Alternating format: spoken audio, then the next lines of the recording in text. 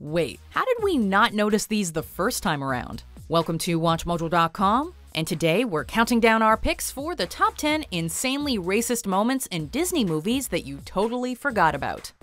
Before we begin, we publish new videos every day, so be sure to subscribe for more great content. For this list, we're ranking the most embarrassing, anachronistic, or cringe-worthy moments of racism that Disney would likely want their fans to forget or ignore. We're not passing judgment on the people behind the scenes at Disney here, as many of these moments were a product of their time, but it should also be discussed how many of them haven't exactly aged well. Number 10. Sunflower, Fantasia.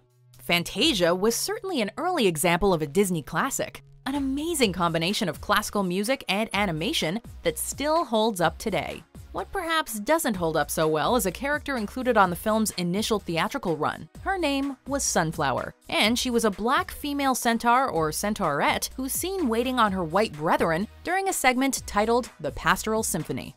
Sunflower is drawn with exaggerated black features, and is a clear example of a visual stereotype that didn't need to be there in the first place. Perhaps this was the reasoning behind Disney's decision to remove the character from prints starting in the mid-60s. Number 9. Japanese soldier caricatures, Commando Duck. It may seem strange today to think of cartoons as wartime propaganda, but this was actually a common practice during World War II. Commando Duck was one such short by Disney, a cartoon that sees Donald Duck parachuting into Japanese territory for a secret mission. The short tends to focus its plot primarily on Donald's battle tactics, but there are plenty of racist moments, specifically with how the Japanese enemy is drawn. Donald's foes are deliberately presented with slanted eyes, buck teeth, and overblown accents. Oh, I beg my pardon. I bow my stomach at you, very reverent. That's all right. Happy cherry blossoms to you, please.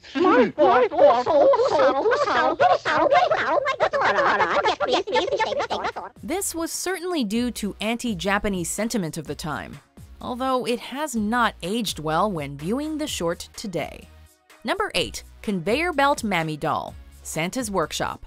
Santa's Workshop was a holiday-themed Disney short which, on the surface, is a harmless tale of Saint Nick and his elves getting ready for Christmas. However, early versions featured a troubling scene between Santa and a pair of dolls, as the toymaker is overseeing quality control on the assembly line. A white doll comes down a conveyor belt, says Mama, and gets approved by Santa. Then a black doll tumbles down the belt, says Mammy, and stamps her own butt, as Santa watches on and laughs.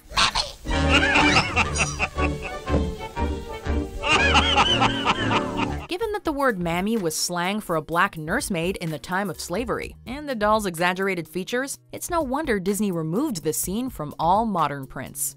Number 7. King Louie, The Jungle Book. King Louie is a beloved character from Disney's adaptation of Rudyard Kipling's The Jungle Book. And old King Louie, that's me. Louie is a Disney original, having not appeared in Kipling's original stories, but he didn't arrive without his fair share of controversy. King Louie and his ape subjects are the only characters that speak in jive slang, popular with black jazz musicians of the day. I want to be like you. Richard M. Sherman was one of the songwriters on the film, and has been quoted as initially wanting jazz legend Louis Armstrong to voice the king, but balked at the prospect of potentially offending the NAACP with a black man voicing an ape. So, is King Louie racist, or is it all in the eye of the beholder? You decide. Number 6. Arabian Nights, Aladdin.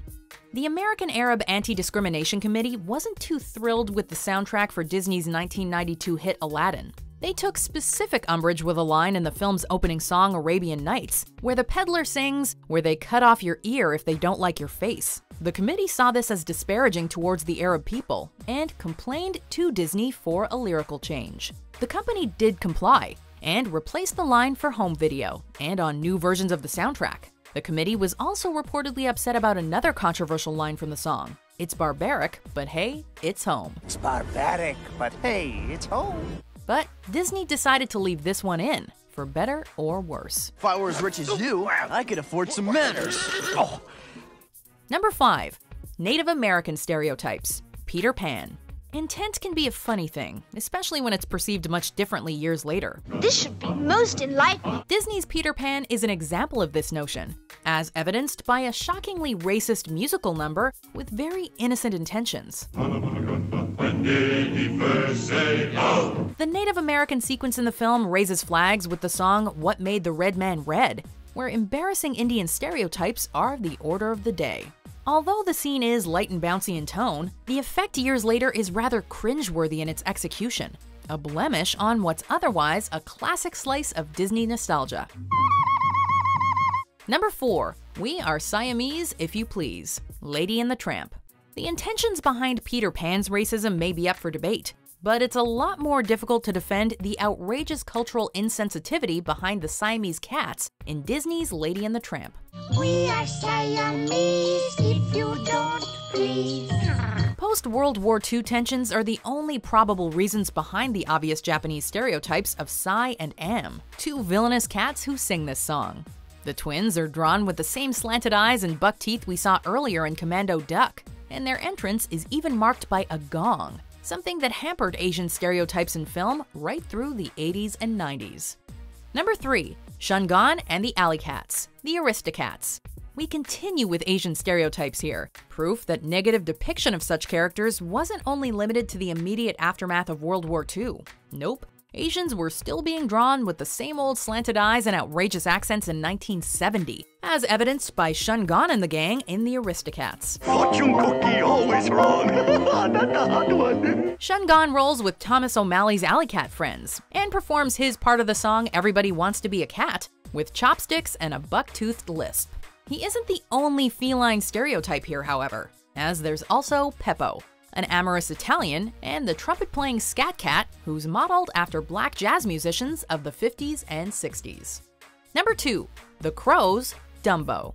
The term Jim Crow was used to describe laws or regulations designed to enforce racial segregation in the United States. The lead crow in Disney's Dumbo is also named Jim, and has received his share of criticism in the decade since the film's release in 1941. But I be done seen about everything when I see an elephant fly. Although Jim and the other crows are generally friendly towards Dumbo, the fact that they speak in stereotypical black slang could easily be interpreted as lazy or racist in their depiction of African American culture. The gang does get to sing the film's most memorable song, When I See an Elephant Fly, but this doesn't change the fact that modern audiences might see the crows in a very different light. Before we unveil our number 1 pick, here are some honorable, or in this case, dishonorable mentions. He can play the lings on the strings and come rocking on the blackfish. He sings this belt and this rod, they know where. You be my man Friday. Savvy?